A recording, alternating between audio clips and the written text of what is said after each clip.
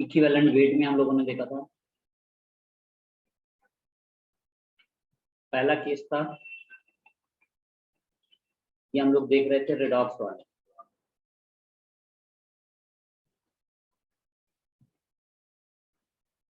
Non redox के सभी set हो गए थे। रिडॉक्स में देखा था इक्विवेलेंट वेट निकालना है,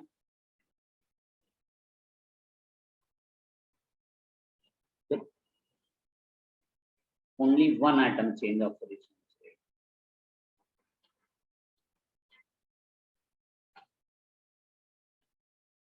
ऑक्सीडेशन।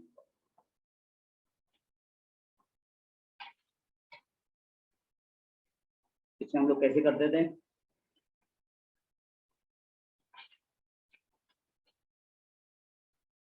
इस वाले केस में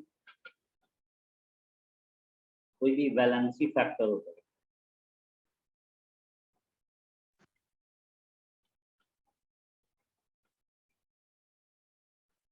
वैलेंसी फैक्टर को हम लोग एफ से दिखाते हैं। तो वैलेंसी फैक्टर किसी भी कंपाउंड का अगर हम निकाला करते थे, कैसे करते थे, इंडेक्स लेते थे,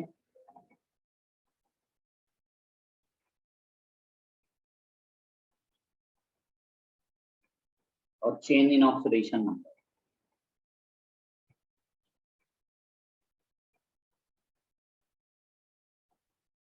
यहाँ पर जो चेंज होना चाहिए ऑक्सीडेशन नंबर का,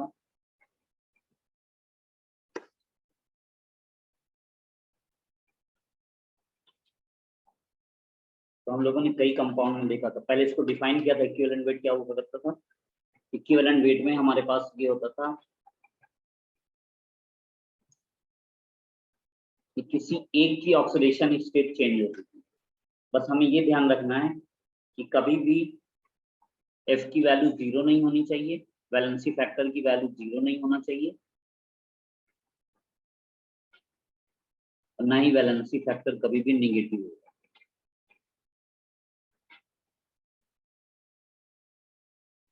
तो वैलेंसी फैक्टर वो क्या हो सकता है, इंटीग्रल वैल्यू हो सकती है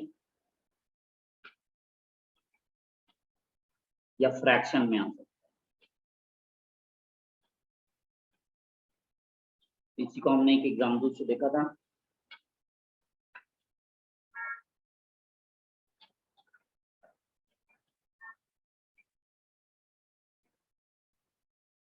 केवल एक की जब ऑक्सीडेशन स्टेट चेंज करते हैं, जैसे हमने करा था Cr2O7 डाई नेगेटिव, तो ये अगर Cr+3 में चेंज होगा, अगर हमें वैलेंसी फैक्टर Cr2O7 के लिए निकालना, कैसे करते थे, इंडेक्स इसका 2 था, चेंज इन ऑक्सीडेशन नंबर यहाँ देखे थे +6 से +3 जा रहा है, एक एटम के लिए 3 का चेंज था, तो चेंज इन कितना आ रहा है 6 - 3, तो चाहे 6 - 3 करो चाहे 3 - 6 करो, बस मॉडुलस ले लेंगे। यहाँ बोला था इसका वैलेंसी फैक्टर 6 होता है, तो अगर हम इसका इक्विवेलेंट वेट निकालेंगे Cr2O7 डाई नेगेटिव, अगर इसका मॉलिक्यूलर वेट m होगा तो m/6। ऐसे ही अगर कहा कि हम अगर वैलेंसी फैक्टर Cr+3 के लिए निकालना चाहें, तो कैसे कहा था, इसमें इंडेक्स 1 था, चेंज इन ऑक्सीडेशन नंबर 3 का था। इसका अगर मॉडुलस ले लेंगे, पॉजिटिव है तो ऑलरेडी पॉजिटिव रहेगी, तो यहाँ पर इक्विवेलेंट वेट अगर हम देखेंगे Cr+3 का, क्या हो जाएगा, m/3। ये इस तरह से वन केस का हमने देखा। केस 1 में केवल एक ही ऑक्सीडेशन स्टेट चेंज करती थी, तो यहाँ पर केवल क्रोमियम की चेंज कर रही है। केस 2 में हम लोगों ने देखा था, दूसरे केस में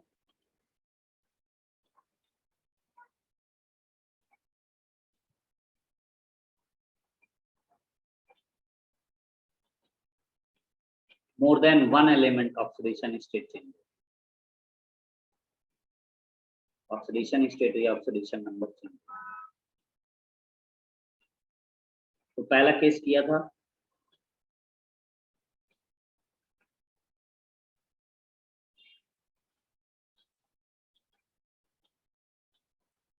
या तो सभी इंक्रीज कर रहे हो,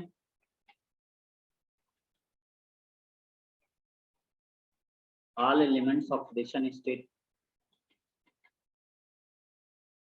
oxidation number increases,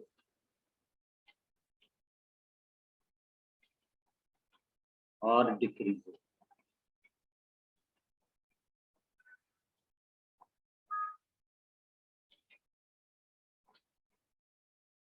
इस केस में हम लोगों ने तो इसका जब हम लोग करेंगे कोई कंपाउंड का निकालेंगे, सभी इंक्रीज कर रहे हो या सभी डिक्रीज कर रहे हो, तो इसमें हम लोग क्या करेंगे, जितने भी वैलेंसी फैक्टर आएंगे उनका सबका सम निकालेंगे एंड सो ऑन। जैसे इस केस में हमने देखा था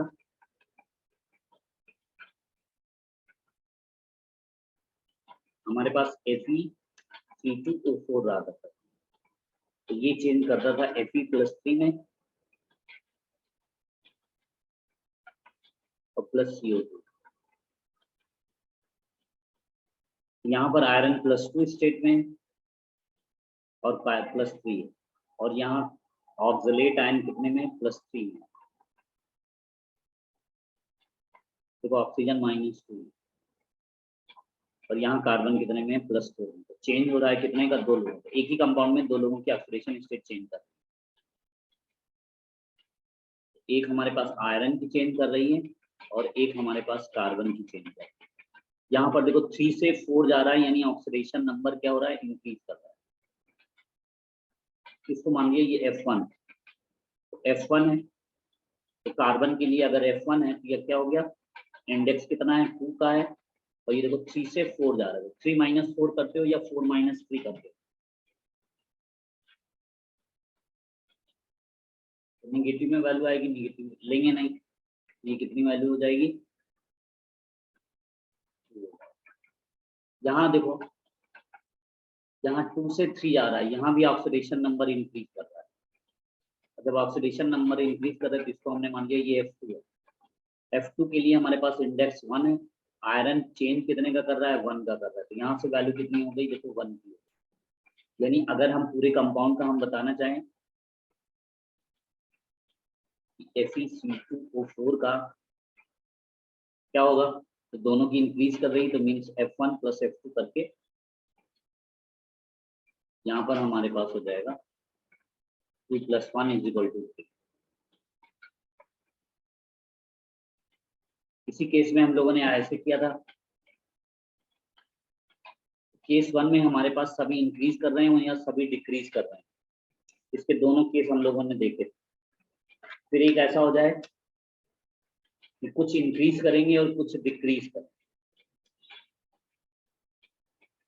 यानी केस 2 में देखो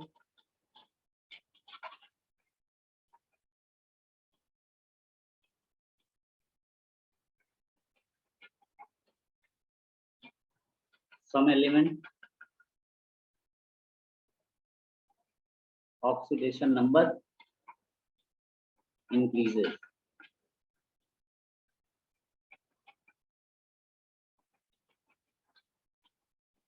and some oxidation number decreases।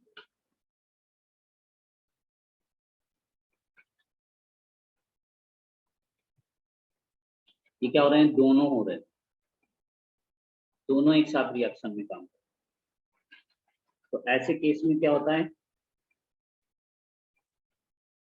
कि अगर हमारे पास ये F1 और F2 इंक्रीज और डिक्रीज दोनों इक्वल रहा करें, तो ऐसे केस में हमारे पास क्या हो जाएगा, उस कंपाउंड का जो बन जाएगा,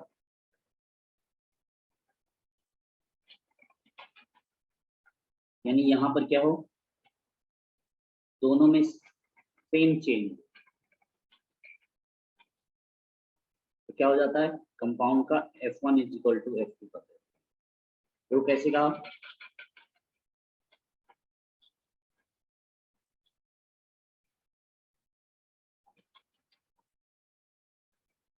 जैसे इस केस में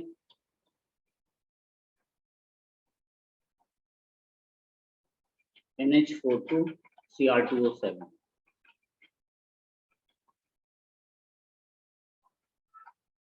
और ये चेंज कर रहा हो N2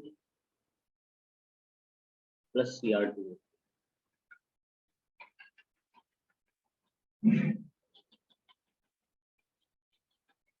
यहाँ पर नाइट्रोजन की ऑक्सीडेशन स्टेट कितनी है -3, हाइड्रोजन की कितनी है +1, तो क्रोमियम की कितनी है +6 और ऑक्सीजन की कितनी है -। यहाँ नाइट्रोजन है 0, यहाँ क्रोमियम है +3 और ऑक्सीजन है -।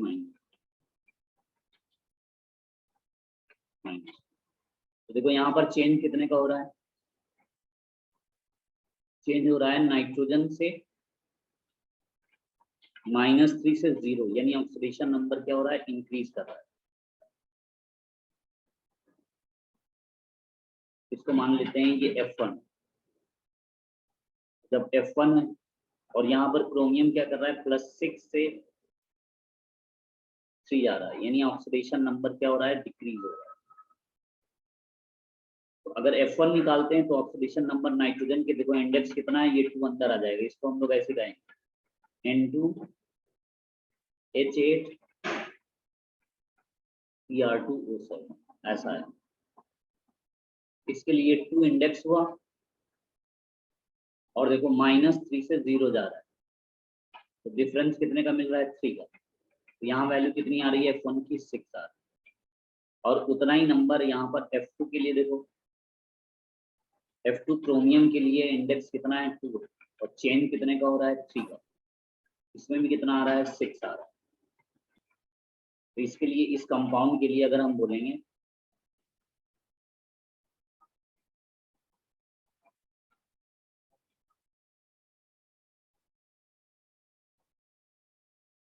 इसका वैलेंसी फैक्टर कितना है, देखो F1 का भी 6 है, F2 का भी 6 है और इंक्रीज और डिक्रीज हो रहा है, ओवरऑल भी 6 हो जाएगा। इस केस में हमने इसको देखा। अब एक ऐसा केस हो जिसमें इंक्रीज डिक्रीज ना हो,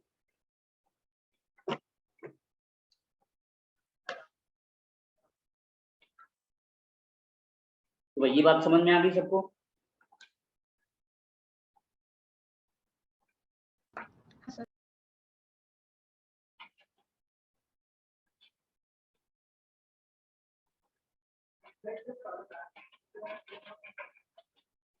केस 2 में क्या था कि ऑक्सीडेशन नंबर इंक्रीज भी हो रहा हो, डिक्रीज भी हो रहा हो, और दोनों सेम है, उसी की इक्वल वैल्यू हो जाती है।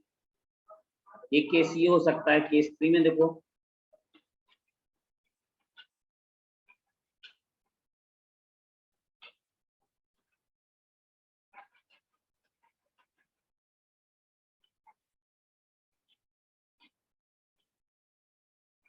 some element oxidation number increases and some oxidation number decreases.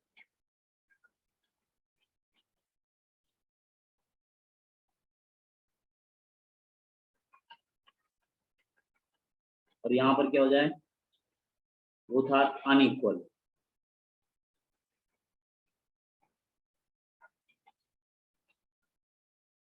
तो ऐसे केस में क्या होता है, जो कंपाउंड का होगा क्या कर देते हैं, F1 - F2 करते हैं और उसका मॉड लेते हैं, यानी पॉजिटिव वैल्यू ही आनी चाहिए। देखो कैसे,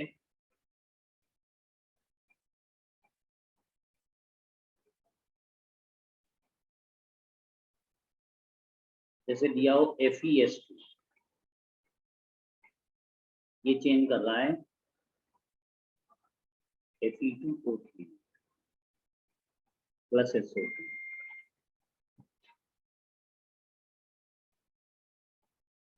इस केस में देखो यहाँ पर सल्फर -2 है तो 2 है -4, तो यहाँ आयरन देखो बन रहा है +4 और यहाँ आयरन आ रहा है +3।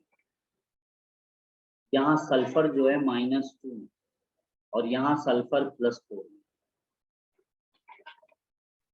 तो देखो अब दोनों के लिए ये देखो आयरन 4 से 3 जा रहा है और सल्फर -2 से 4 जा रहा है। 4 से 3 यानी यहाँ पर क्या है, ऑक्सीडेशन नंबर डिक्रीज कर रहा है। और देखो यहाँ पर क्या है, -2 से +4 है तो ऑक्सीडेशन नंबर इंक्रीज कर रहा है। जब ऑक्सीडेशन नंबर डिक्रीज और इंक्रीज दोनों हो रहे हैं, देखते हैं कितने नंबर का हो रहा है। तो मान लेते हैं this one is F1। F1 में इंडेक्स कितना है 1 है, और देखो 4 से 3 जा रहा है, डिफरेंस कितने का मिल रहा है 1 का, यानी कितनी वैल्यू हो गई 1। यहाँ पर देखो F2 के लिए हमारे पास इंडेक्स कितना है 2 का है, और देखो चेंज कितने का हो रहा है +4, -2 से 4 जा रहा है, यानी चेंज हो रहा है 6 का। तो ये कितना हो रहा है, ये 12 हो रहा है। तो ऐसे केस के लिए हम लोग क्या करेंगे,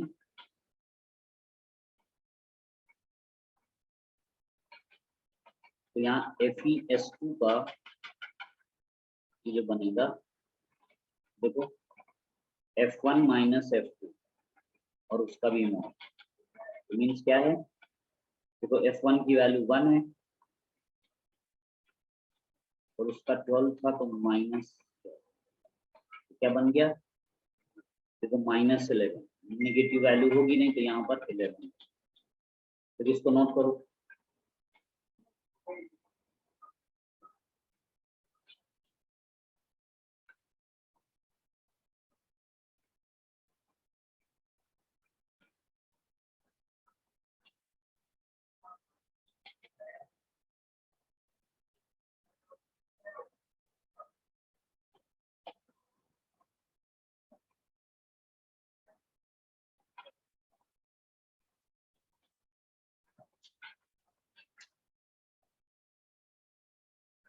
तो यहाँ पर हम लोग ऐसे कर दो, हो गया।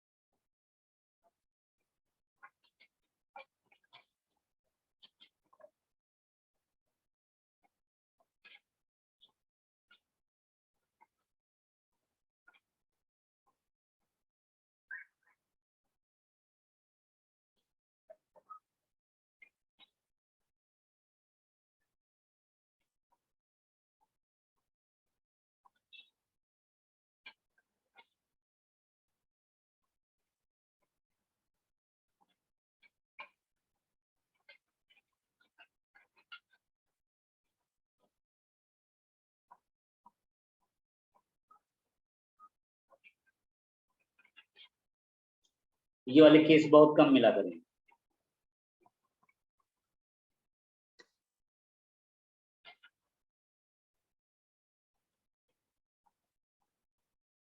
केस 3 में इंक्रीज कर रहा हो डिक्रीज कर रहा हो,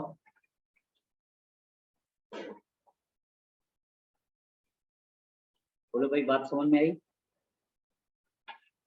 कोई डाउट कंफ्यूजन हो बोलो। नोट कर लिया।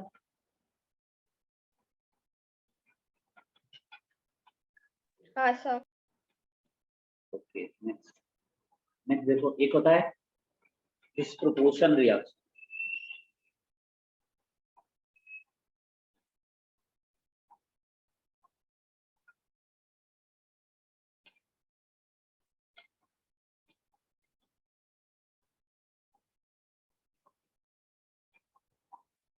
डिस्प्रोपोर्शन रिएक्शन किसको बोलते हैं, जब वही मॉलिक्यूल ऑक्सीडाइज भी हो रहा हो और वही रिड्यूस भी हो रहा हो, दोनों काम एक साथ कर, उसी को हम लोग बोला करते हैं डिस्प्रोपोर्शन रिएक्शन।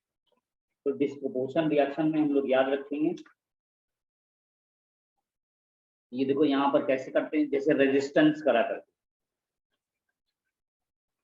जैसे रेजिस्टेंस होता था ना पैरेलल सीरीज,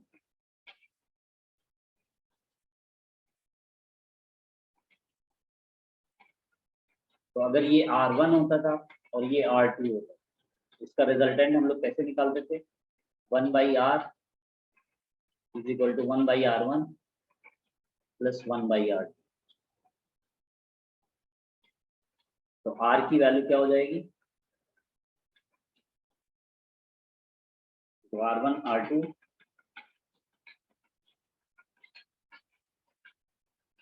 और यहाँ पर r1 प्लस r2।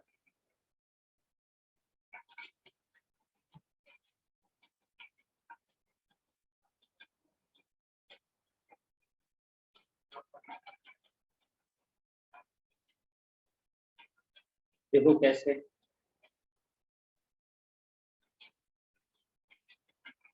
देखो एग्जाम्पल से बात क्लियर करते हैं। जैसे Br2 होता है, Br2 से ये रिएक्शन जाएगी Br negative and BrO2।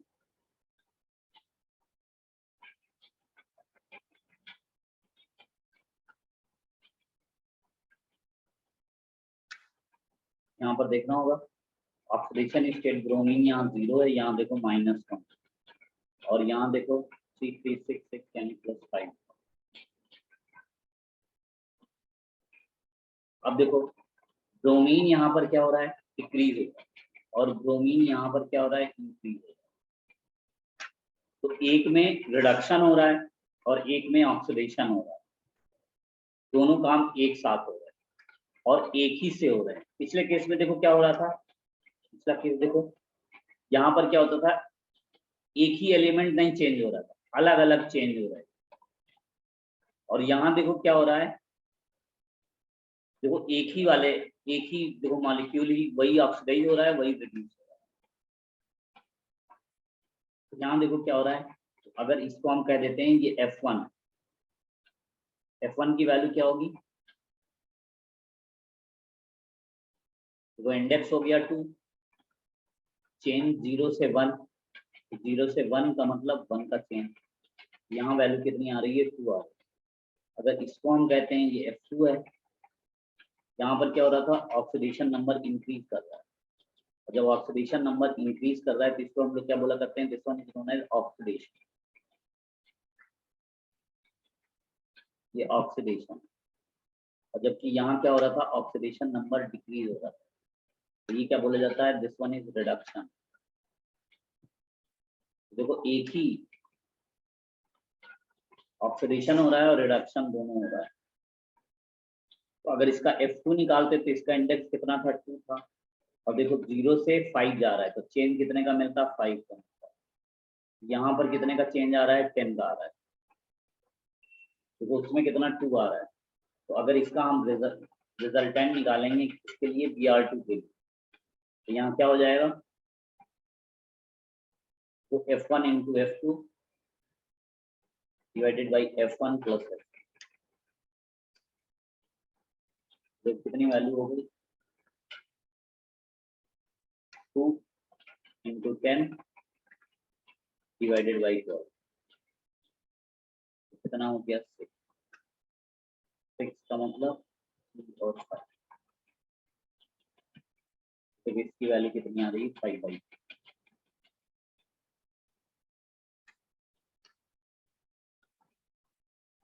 5/3 note करो।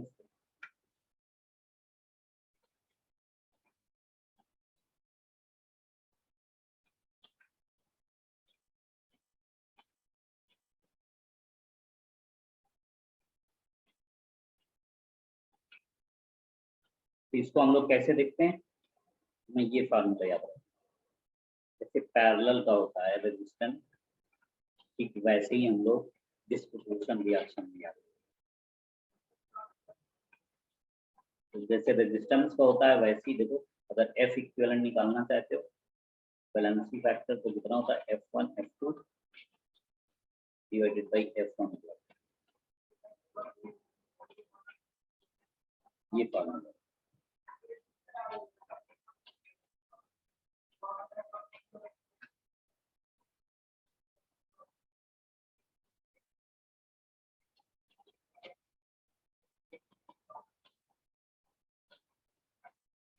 हो गया।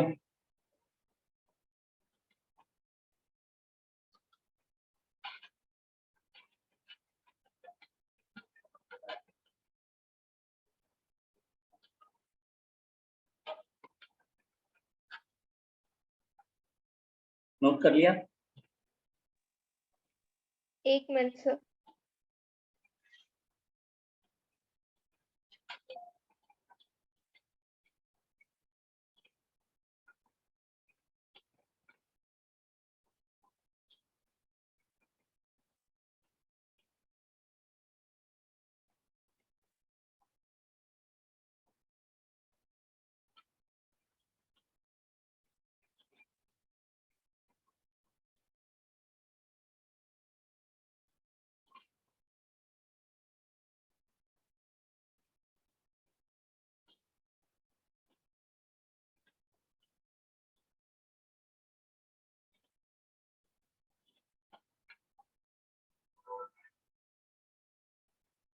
देखो भूमिका नहीं आई ना, भूमिका नहीं है।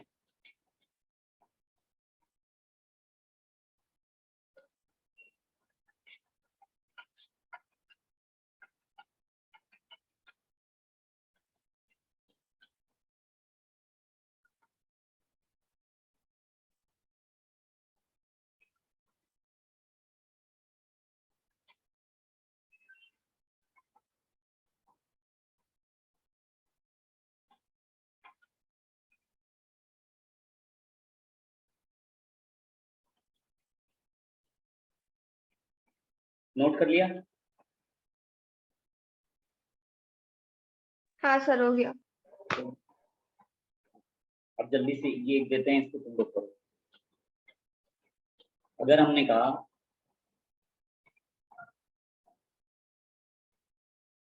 कि P4 है और NaOH का रिएक्शन क्या देगा?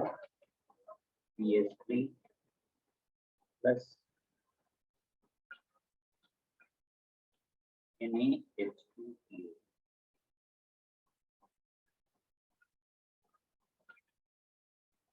इसमें निकालो बैलेंसिंग फैक्टर P4 के लिए।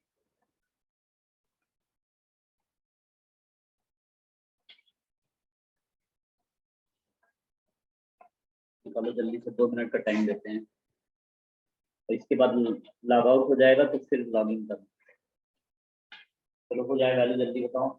पहले देखो, चेक करो, ऑक्सीडेशन नंबर सबके लिखो।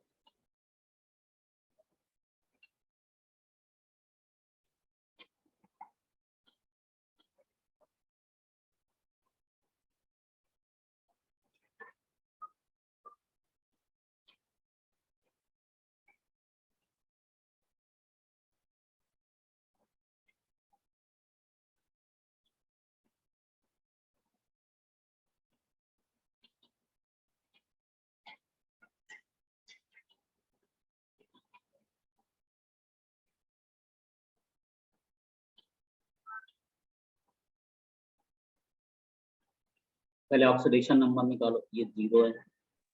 यहाँ पर देखो -3 है फास्फोरस। यहाँ पर देखो फास्फोरस का कितना आ रहा है? 4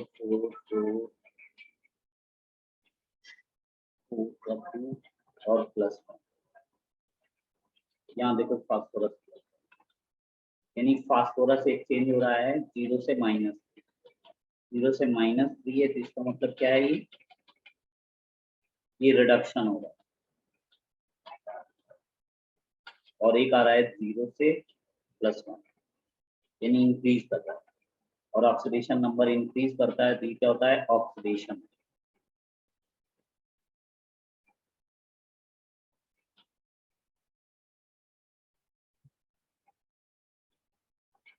तो निकालो वैल्यू। F1 की कितनी होती? मान लिया ये F1 कितना इंडेक्स? F1 की 12 आई है। कितना आ रहा है? F1 12 है। अच्छा, और F2? 4 है। हाँ, तो अब उसको निकाल लो, फाइनल वैल्यू बताओ। हाँ सर एक minute.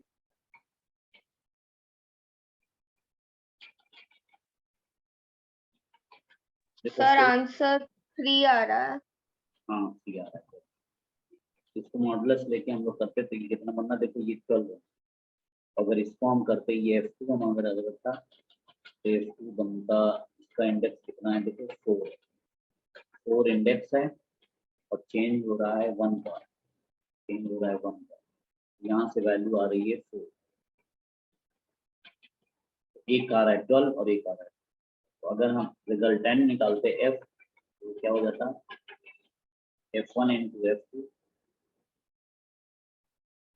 by F1 plus F।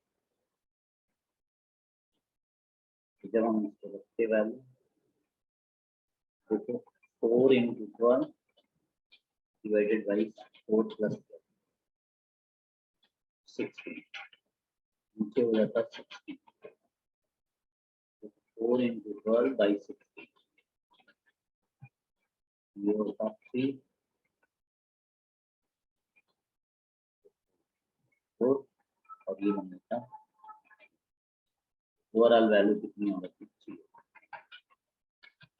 किसका है P4 valency factor of P4 कौन सा डिस्प्रपोर्शन होगा।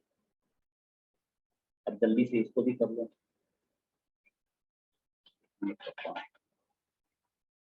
एक इसको देते हैं, इसको भी करो।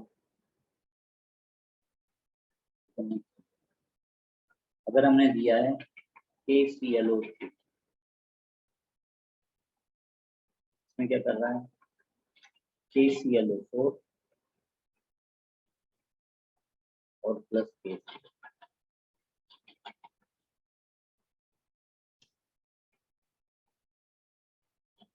इसमें बताना है वैलेंसी फैक्टर KClO3 वाले वैल्यू बताओ जल्दी। सबसे पहले ऑक्सीडेशन स्टेट सबकी निकाल जाओ। देखो रिडॉक्स हो रहा है कि नहीं, मीन डिस्प्रपोर्शन है कि नहीं।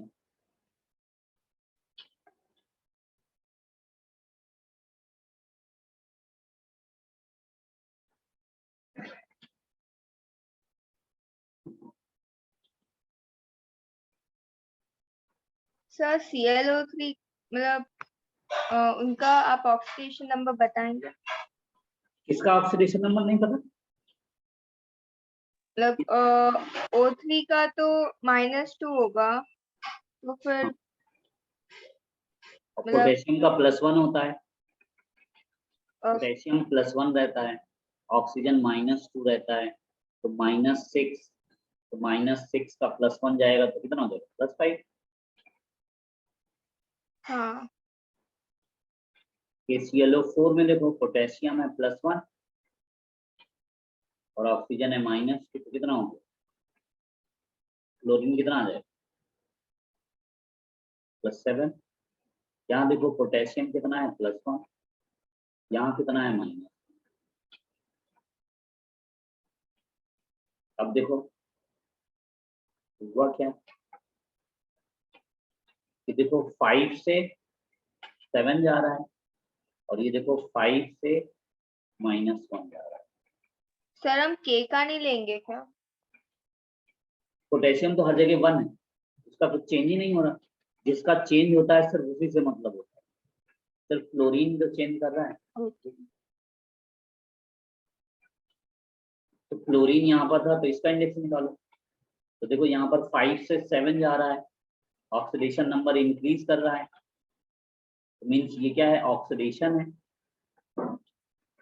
यहाँ देखो ऑक्सीडेशन नंबर क्या कर रहा है डिक्रीज कर रहा है, डिक्रीज कर रहा है, इसका मतलब ये क्या है रिडक्शन है। तो अगर इसका हम F1 कहते हैं तो देखो इंडेक्स कितना है 1 है और चेंज 5 से 7, तो कितने का हो रहा है 2 का, कितनी वैल्यू हो रही है 2, 2 F1 हो है रही है। और F2 की देखो 5 से -1 जा रहा है, यानी इसकी वैल्यू कितनी आ रही है 6, हाँ इंडेक्स कितना 1, चेंज कितने का हो गया 6 का, तो ओवरऑल कितना हो गया 6 हो गया। अगर F1 F 12/8 होगा। कितना हो गया आंसर 12/8 है। KClO3 इज इक्वल टू, ये क्या हो जाता है F1 F2 कितना था 2 into 6 और यहाँ कितना है 8, 4 और ये कितना हो जाएगा 3/2, एंडिंग में 3/2। समझ गए। हाँ सर। तो ये वाला केस ऐसे रहा, और दें और इसको करो जरा।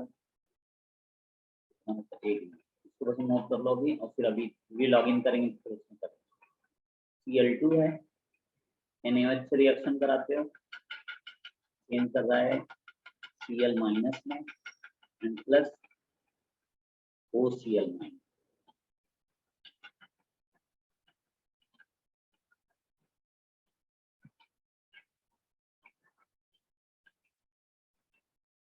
ये कैसा होता है, ये NaCl, ये क्या होता है NaOCl, ऐसा दिया हुआ है। तो नोट कर लो पहले।